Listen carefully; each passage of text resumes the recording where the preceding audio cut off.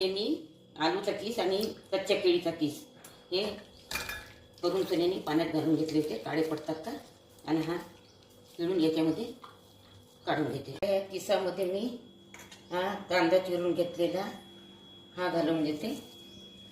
याला असं छान फोडून घेते. कांद्याला तिखट यामध्ये घालून घेते. मीठ, जिरं आणि ओवा हे दोन्ही घालते. हिंग आणि चवीपुरती थोडी साखर. याला आता हे थोडं मिक्स करते. कुरकुरीत व्हायसाठी तांदळाचं पीठ घेतलेलं आहे, हे घालून घेते. आणि चण्याच्या डाळीचं पीठ हे पण. कोथिंबीर जास्त घेतलेली आहे. आता हे यामध्ये घालून घेते.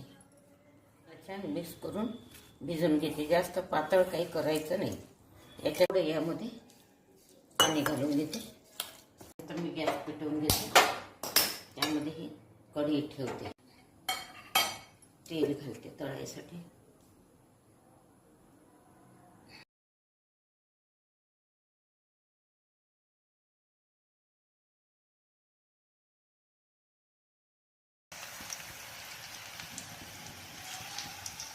हे आता झालेले आहे. ही एक बॅग मी काढून घेते.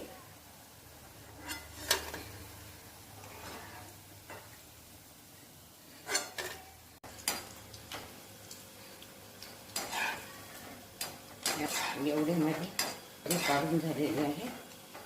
थोडं राहिलेलं आहे माझं पीठ, एवढं काढून घेते. माझे हे कुरकुरीत भजे झालेले आहे. हे या कढीबरोबर, छान गरम गरम कढीबरोबर बुडवून खायला खूप सुंदर लागतं.